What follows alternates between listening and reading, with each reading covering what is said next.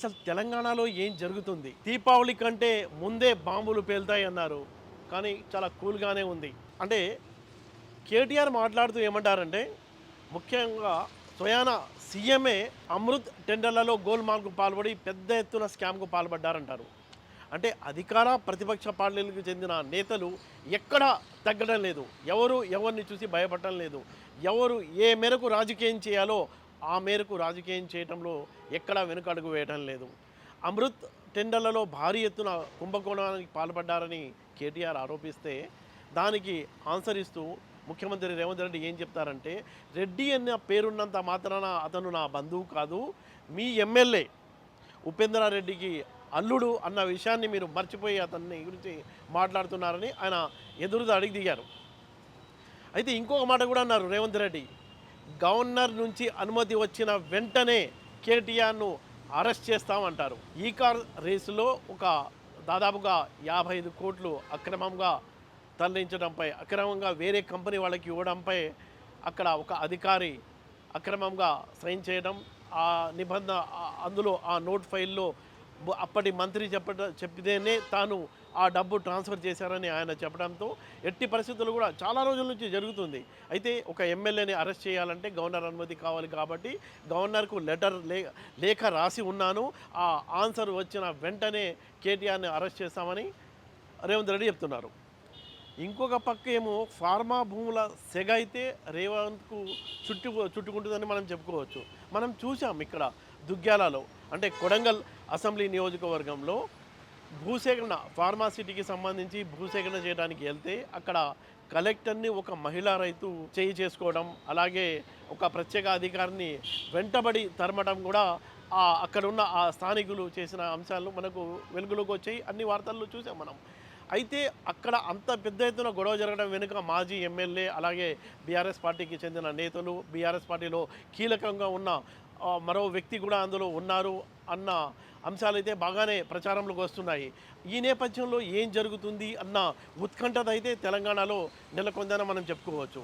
అయితే ఫార్మాసిటీ గురించి మనం చెప్పుకున్నట్లయితే ఆ వివాదం అసలు ఏంటి, ఎందుకు మళ్ళీ ఫార్మాసిటీ వివాదం ఇలా రగులుకుంది అన్న విషయాల గురించి మనం మాట్లాడుకుంటే, అప్పట్లో కేసీఆర్ ముఖ్యమంత్రిగా ఉన్నప్పుడు ఫార్మాసిటీ మీద భారీ ఎత్తున ప్రచారం చేయడమే కాదు, దాదాపుగా 20,000 ఎకరాల భూసేకరణ కోసం లక్ష్యంగా పెట్టుకుని సగానికి పైగా, అంటే 10,000కు పైగా భూముల్ని అప్పటి ప్రభుత్వం భూసేకరణ చేసింది. అయితే ఆ టైంలో రైతులు సహకరించలేదు, స్థానికంగా ఉద్యమాలు జరిగాయి, ఎన్నికల సమయం కాబట్టి కాంగ్రెస్ పార్టీ ఆ టైంలో ప్రామిస్ కూడా చేసింది, మేము కనుక అధికారంకి వస్తే ఫార్మాసిటీ రద్దు చేస్తామని. అందులో భాగంగానే కాంగ్రెస్ పార్టీ అధికారంలోకి వచ్చిన తర్వాత ఆ ఫార్మాసిటీని రద్దు చేశారు. అయితే ఇప్పుడు విషయం ఏమైందంటే, రద్దు చేసిన తర్వాత రేవంత్ రెడ్డి ఏం చెప్పారంటే, ఒకే చోట 20,000 ఎకరాల్లో ఫార్మాసిటీ ఏర్పాటు చేసే బదులు దాన్ని 9 జిల్లాలకు విస్తరించి 10 గ్రీన్ఫీల్డ్ ఫార్మాసిటీలను అభివృద్ధి చేస్తాను, ఒక్కొక్క జిల్లాలో దాదాపుగా 1000 నుంచి 2,000 ఎకరాల భూసేకరణ చేయడంలో భాగంగానే ఫస్ట్ ఫేజ్లో మెదక్, అలాగే వికారాబాద్, నల్గొండలో ఫార్మాసిటీ కోసం ఏర్పాట్లు చేస్తున్న భాగంగానే మొన్న జరిగిన గొడవ జరిగింది అక్కడ. అయితే అక్కడ దుగ్గ్యాలలో ఏమైందంటే, దాదాపుగా 1358 ఎకరాల్లో అక్కడ ఫార్మాసిటీ ఏర్పాటు చేయాలని ప్రభుత్వం నిర్ణయించింది. అందులో 547 ఎకరాలు అసైన్ భూమి ఉంది, 90 ఎకరాలు ప్రభుత్వ భూమి ఉంది, అలాగే 720 ఎకరాలు పట్టా భూమి ఉంది. అయితే భూములు కోల్పోతున్న రైతులేమో ఆందోళన చేయడం మనం చూసాం.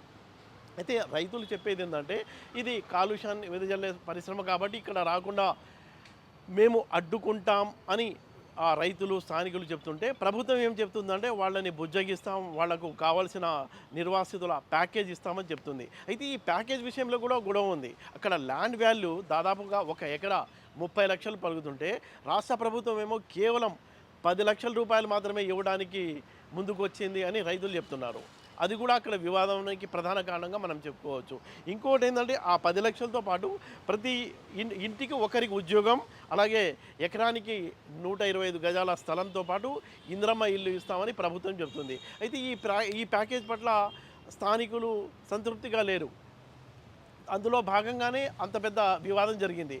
ఆ వివాదం వెనుక పొలిటికల్ పార్టీల ఇంట్రెస్ట్ ఉంది, బీఆర్ఎస్ పార్టీ ఉద్దేశపూర్వకంగానే అక్కడ గొడవలు చేపించింది అని అధికార పార్టీ చెప్తుంది. అంటే ఇప్పుడు ఈ ఫార్మాసిటీ వివాదం అనేది ఎలా బయటపడతారు రేవంత్ రెడ్డి దీంట్లో నుంచి అనేది కూడా చాలా ఉత్కంఠగా మారింది. మనం చూసాం గతంలో ఏం చేశారు, ఆయన హైడ్రా తీసుకొచ్చారు.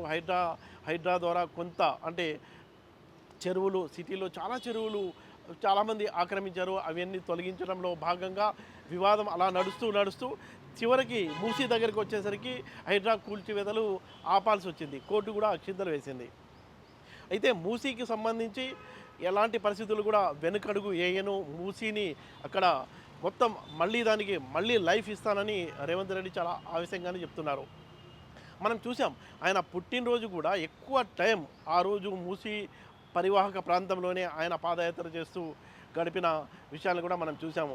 మూసీ నదికి పూర్వ వైభవం తీసుకురావడంలో ఎట్టి పరిస్థితుల్లో కూడా వెనుక అడుగు వేయనని, నల్గొండ రైతులకు ఆదుకుంటాం, అలాగే నగర ప్రజలకు కూడా ఒక మంచి ఎక్స్పీరియన్స్ని కల్పిస్తానని ముఖ్యమంత్రి రేవంత్ రెడ్డి ప్రామిస్ చేస్తున్నారు.